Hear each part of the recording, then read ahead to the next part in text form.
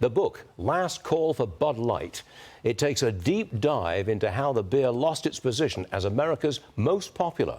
The author of the book and former Anheuser-Busch president of operations is Anson, Frericks, who joins me now here in New York. Did Anheuser-Busch take on a political role? Why did they do it?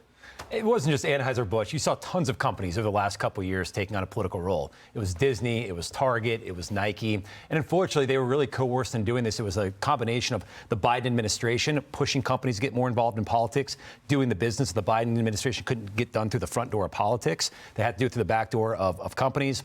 Companies like BlackRock, State Street, Vanguard, pushing a very aggressive ESG, DEI agenda, and a bunch of consultants as well that pushed all companies to get involved in political issues, whether it was asking companies to defund the police like Salesforce did, asking companies to overturn election integrity laws like Coca-Cola did. And then as we saw with Bud Light, unfortunately, this was kind of the straw that broke the camel's back when they got involved in sort of the transgender issues with Dylan Mulvaney. Has Bud Light recovered?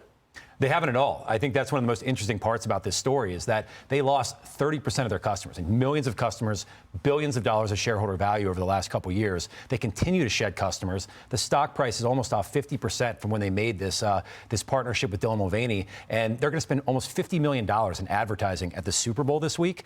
I don't think it's going to have any impact. Are they going to advertise Bud Light?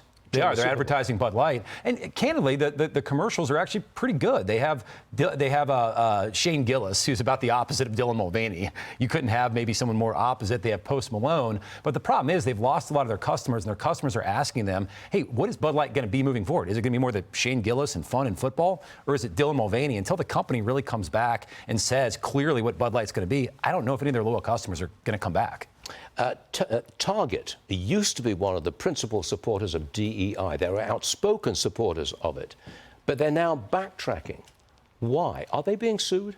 Well, yes, they're being sued, but I think more importantly is that they've lost a lot of money over the last couple of years. Similar to Bud Light, that this was a company, Target, that used to be one of the darlings of the retail industry. It was growing its sales year over year. And then once they got involved in a lot of controversies surrounding Pride Month and LGBTQ, the company lost, again, millions of customers. Their stock price is off by, I don't know, double-digit percents over the last 2 years. And their biggest competitor is Walmart. And Walmart's stock has almost doubled over that exact same time period as Walmart stepped back from DEI, stepped back from a lot of divisive politics. So, well, do you think corporations should get out of politics, both left and right? Just don't touch politics, period. Would you say that? That's it. Just don't touch politics, period. I think that's good business. That's what's going to drive more shareholder value. That's what's going to also be good, I think, for our broader kind of country also. Let these politics be settled by politicians, not CEOs and executives. Anson, Frericks, the book, Last Call for Bud Light. I'd like to read that. I'll get you a copy right here. You got one right here. So thank you so much. Thanks very much for joining us. Come back soon. Thank you, sir.